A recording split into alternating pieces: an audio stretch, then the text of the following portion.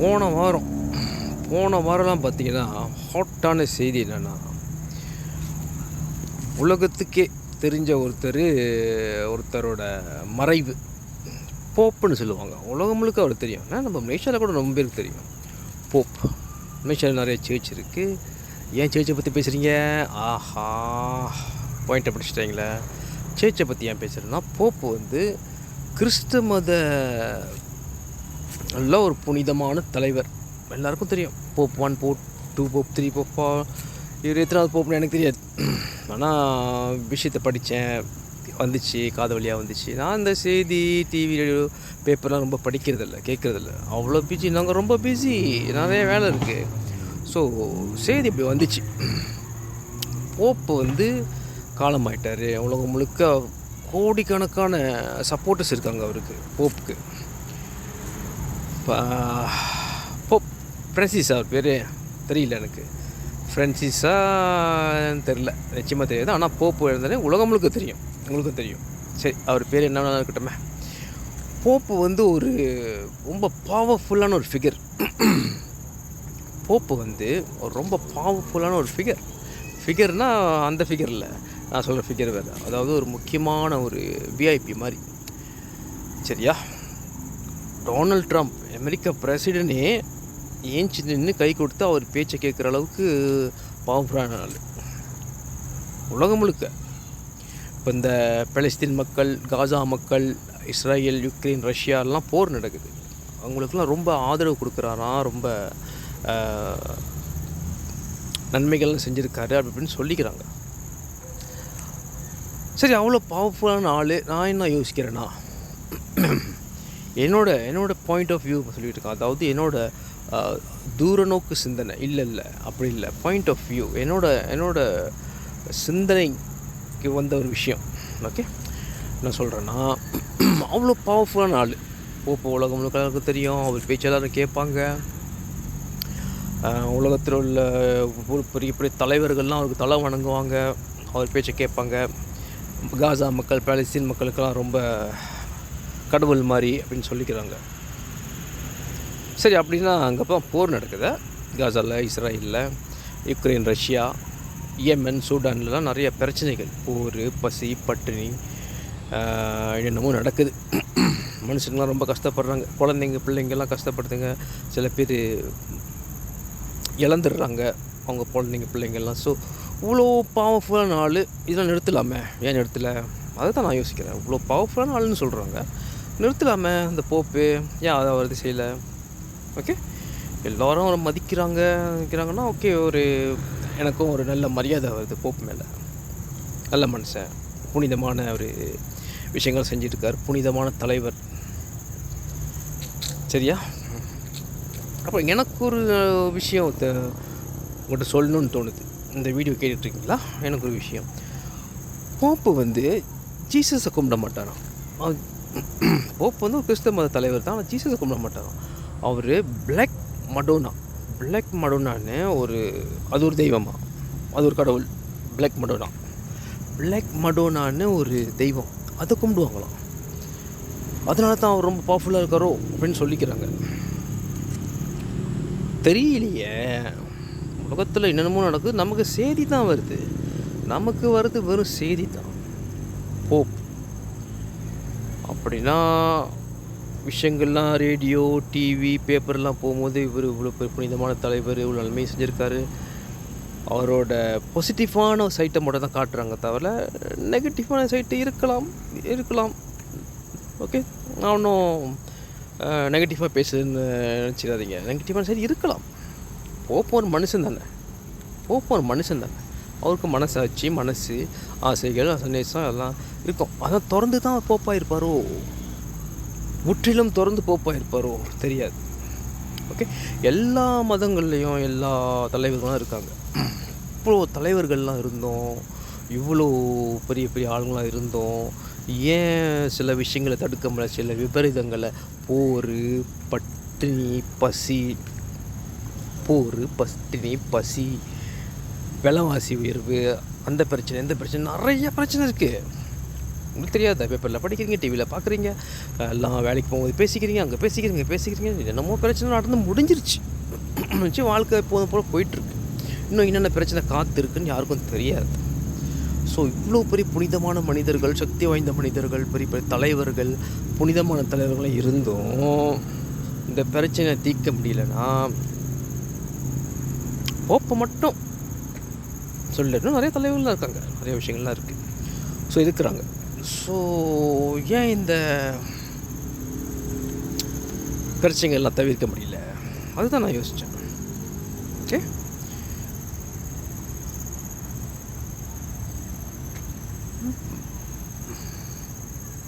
So இதுதான், இந்த விஷயம் தான் நான் யோசித்தேன். தடுக்கலாமே இந்த விஷயங்கள்லாம். இவ்வளோ பவர்ஃபுல்லாக நல்லா இருக்கீங்க, தடுக்கலாமே. ஏன் அந்த இப்போ இவ்வளோ பிரச்சனைகள் நடக்குது பூமியில்? சரி, நீங்கள் இதை கேட்டுட்ருக்கீங்களா? நீங்கள் உங்களுக்கு ஒரு முக்கியமான ஒரு இடம், உலகத்தில் உள்ள எல்லா மக்கள் மனசுலையும் உங்களுக்கு ஒரு முக்கியமான ஒரு இடம் கிடச்சிருக்கு. நீங்கள் ஒரு பெரிய விஐபி மாதிரி ஆகிட்டீங்க. உங்களை எல்லாம் மதிக்கிறாங்க, உங்களுக்கு ஒரு பவர் இருக்குது. நீங்கள் உங்கள் பேச்சு அரசியல்வாதிங்க கேட்குறாங்க, நாட்டு உலகத் தலைவர்லாம் கேட்குறாங்க, நெத்தோவில் கேட்குறாங்க, ஐநா சபையில் கேட்குறாங்க, அங்கே கேட்குறாங்க. நீங்கள் என்னென்ன செய்ய முடியும்? உங்கள் பேச்சு கேட்குறாங்க, உங்களோட ஐடியா, உங்களோட புத்திமதி, உங்களோட திட்டங்கள்லாம் கேட்குறாங்கன்னா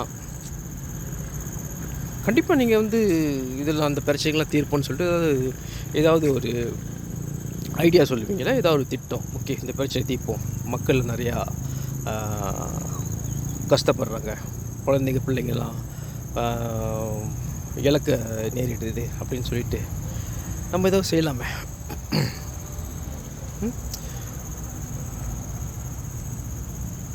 என்னன்னா இப்படி ஒரு இந்த விபரீதம் நடக்கும்போது இந்த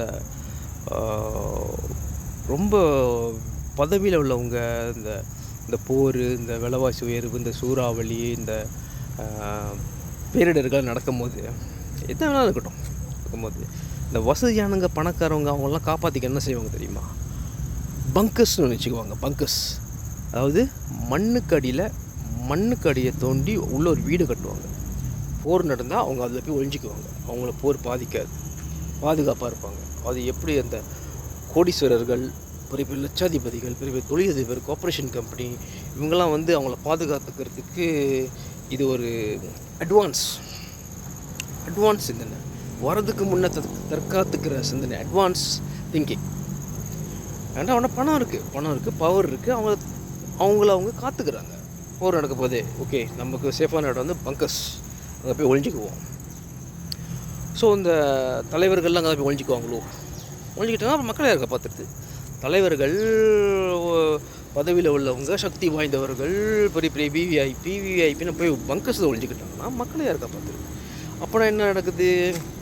போர் நடக்கட்டும், அதுக்காக தான் எல்லாத்தையும் ரெடி பண்ணோம், நடக்கட்டும், எல்லாம் அழிஞ்சு போட்டோம், யார் இது போனால் நமக்கு என்ன அப்படின்னு அவங்க போய் ஒழிஞ்சிக்கிறாங்க. அவங்க நல்லா இருக்கணும், அவங்க பாதுகாப்பாக இருக்கணும். ஸோ யாருமே நம்ம பாதுகாக்க போகிறதில்ல, அதுதான் உண்மை. ஒன்று மட்டும் புரியுது, நம்மளே தான் நம்ம பார்த்துக்கணும். சரியா? நான் யோசித்த விஷயம் தான். இவ்வளோ சக்தி வாய்ந்தவங்க ஏன் அதெல்லாம் நிறுத்தமில்லை? உலகத்தில் பல பிரச்சனைகள் தீர்க்கமில்லை. சூறாவளி அவங்க பட்ட வேணாம், அது இயற்கையோட பிரச்சனை.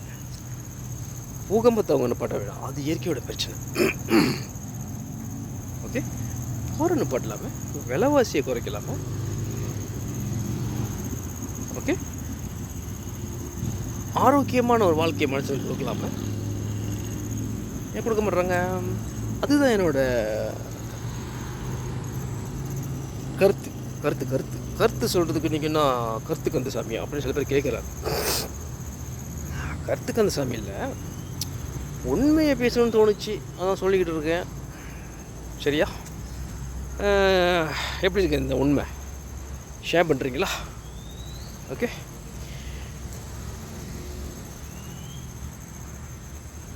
நான் கேட்ட கேள்விக்கு உங்களுக்கு பதில் தெரியுமா? நீங்கள் அப்படி ஒரு சக்தி வாய்ந்த ஆளாக இருந்தால், ஒரு புனிதமான ஆள், சக்தி வாய்ந்த ஆள், உங்களால் நிறைய விஷயங்கள் செய்ய முடியும், சாதிக்க முடியும். உலகத்தில் உங்கள் பேச்சு நிறைய பேர் கேட்குறாங்க, நீங்கள் ரொம்ப பவர்ஃபுல்லான சக்தி வாய்ந்த என்ன பெரிய தலைவர் மாதிரி, ஒரு தலைவர் மாதிரி, அரசியல்வாதி மாதிரி. ஆனால் நீங்கள் அரசியல்வாதி கிடையாது, ஒரு சாதாரண ஒரு புனிதமான ஆள், ஒரு மகான் அப்படின்னு வச்சுக்கோமே. உங்கள் பேச்சு உலகமே கேட்குது அப்படின்னா நீங்கள் இதை நிறுத்தலாமே. போகிற நிறுத்துக்கடா, நிற்கணும். விலைவாசியை குறைங்கடா, குறையணும். ஆரோக்கியமான உணவு கொடுங்கடா, கொடுக்கணும். ஓகே, நடக்கலாமே, ஏன் நடக்க மாட்டேது? அதான் நான் யோசித்து பார்த்தேன், அதில் ஒன்றும் தப்பு இல்லையே. அந்த இந்த விஷயத்தை தப்புன்னு சொன்னீங்கன்னா தப்பை எப்போதும் செய்யலாம். ஒரு நல்ல விஷயத்த பூமிக்கு, ஒரு நல்ல நல்ல பூமியில் வாழ்கிற மக்களுக்கு ஒரு நல்ல சந்தோஷமான வாழ்க்கை கொடுக்க முடியும், ஆரோக்கியமான வாழ்க்கை கொடுக்க முடியும், பூமியை நம்ம காப்பாற்ற முடியும்னா அந்த பொய்யில் அந்த தப்பான விஷயம்னு சொல்கிறீங்களா, அது தப்பை செஞ்சுக்கிட்டே இருக்கணும். ஓகே, நன்மைகள் கொடுக்கணுன்னா, மற்றவங்களுக்கு நன்மையை கொடுக்குதுன்னா அந்த தப்பை நம்ம செய்யலாம். 4 பேர் கோடிக்கணக்கான மக்களை வாழ வைக்கிறதுனா தப்பை நம்ம செய்யலாம். சரியாக செய்கிறேன்னு சொல்லிட்டு எல்லாமே தப்பாக தானே செய்கிறாங்க. செய்கிற தப்பில் ஒரு சரியான விஷயம் நடக்குதுன்னா செய்யலாமே. சரியா? ஓகே, அடுத்த வீடியோ சந்திப்போம். ஷேர் பண்ணுங்கள், லைக்கை போடுங்க, ரொம்ப முக்கியம். ஷேர் பண்ணுங்கள். ஆரோக்கியத்தை பார்த்துக்குங்க, சந்தோஷமாக இருங்க, மகிழ்ச்சியாக இருக்குங்க, ஆனந்தமாக இருங்க. நிறைய விஷயங்கள்லாம் வந்துக்கிட்டு இருக்கு, விழிப்பாக இருங்க. ரொம்ப முக்கியம், விழிப்பாக இருக்கணும். உலகத்தில் நம்மளை சுற்றி என்ன நடக்குது அப்படின்னு விழிப்பாக இருங்க. ஓகே, நீங்கள் செய்தி கேட்குறீங்க, நீங்கள் பேப்பர் படிக்கிறீங்க, டிவி பார்க்குறீங்க, அது உங்கள் இஷ்டம், உங்கள் பிரச்சனை. ஆனால் அதில் வர விஷயங்கள்லாம் உண்மையாக பொய்யா அப்படின்னு தெரிஞ்சுக்கங்க. ரொம்ப பேர் கவலைப்பட்டாங்க நம்ம போப்பு காலமான பிறகு, ரொம்ப பேர், உலகமே அழுந்துச்சு. ஓகே,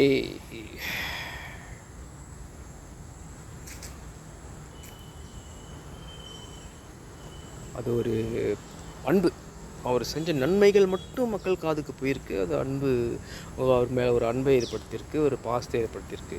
ஓகே, சில விஷயங்கள் நம்மக்கிட்ட மறைக்கப்பட்டிருக்கலாம், போப்பு மறைக்கப்பட்டிருக்கலாம், தப்பாக இருக்கலாம் அப்படின்னு சொல்கிறேன். ஏன்னா சக்தி வாய்ந்த மனிதர்கள் ரொம்ப பவர்ஃபுல்லான மனுஷனுங்க. ஏதோ ஒரு முடிவு எடுத்து உலகம் முழுக்க அதை கேட்கறதுக்கு நிறைய பேர் இருக்காங்க, அவர் சொன்னது செய்கிறதுக்கு நிறைய பேர் இருக்காங்க. அப்படின்னா நிறைய விஷயங்களை மாற்றலாமே, அதுதான் நான் யோசிக்கிறேன். நிறைய விஷயங்களை மாற்றலாமே, நிறைய பேரை காப்பாற்றலாமே, நிறைய நன்மைகள் பூமிக்கு செய்யலாமே, அதுதான் யோசிக்கிறேன். ஏன் அதெல்லாம் செய்ய மாட்டுறாங்க? ஓகே, எதிர்காலத்தில் செய்வாங்க போல இருக்கு. சரி, ஓகே, ரைட். இந்த வீடியோ ஷேர் பண்ணுங்கள், லைக் போடுங்க, சப்ஸ்கிரைப் பண்ணுங்கள். சந்தோஷமாக இருங்க, மகிழ்ச்சியாக இருங்க. ரொம்ப முக்கியம், சுதந்திரமாக இருங்க. ரொம்ப ரொம்ப முக்கியம். ஷேர் பண்ணுங்கள். அடுத்த வீடியோ சந்திப்போம்.